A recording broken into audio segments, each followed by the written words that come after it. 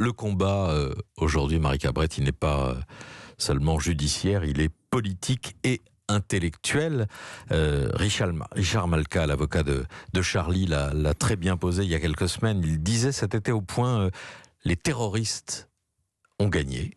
Pour l'instant, le blasphème est devenu impossible. Charlie Hebdo, aujourd'hui même, avec sa une sur Mahomet, vient en quelque sorte de le démentir, non ? Charlie Hebdo le dément, ça serait bien que tout le monde le démente, que toute la presse le démente.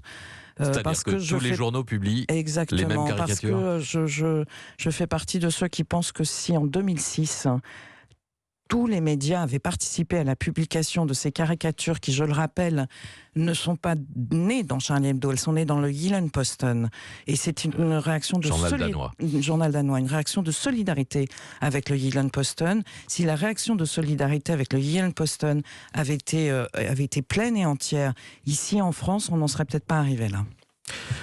Vous diriez, vous aussi, comme Richard Malka, que la pression est encore plus forte qu'il y a 5 ans sur ce terrain-là de la liberté d'expression et de la critique des religions ?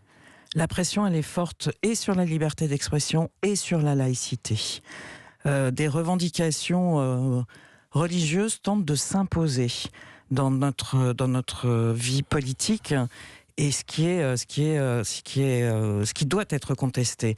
Mais c'est aussi ce que j'attends de ce procès, figurez-vous, c'est aussi que soit nommée l'idéologie politique qui ont présidé à ces attentats, 7, 8, 9 janvier, des journalistes, des dessinateurs, un correcteur, des policiers, un homme d'entretien, des juifs, parce qu'ils sont juifs, et ensuite 13 novembre, 14 juillet, etc.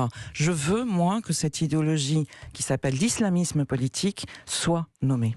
Dans ce combat-là, sur ce terrain-là, il y a une génération qui est en train de décrocher. On le voit dans les enquêtes d'opinion, dans les sondages, dans l'expression aussi, dans les lycées parfois, dans les universités, les plus jeunes qui souvent ne se reconnaissent pas dans ces combats portés par leurs aînés. Vous êtes d'accord ? Je suis d'accord, et non seulement ils ne se reconnaissent pas, mais par ailleurs, pour une partie d'entre eux, ils estiment que les lois religieuses sont supérieures aux lois de la République.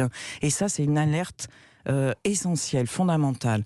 Il y a quoi comme réponse à cette alerte-là et à ces jeunes qui vont faire la société de demain ?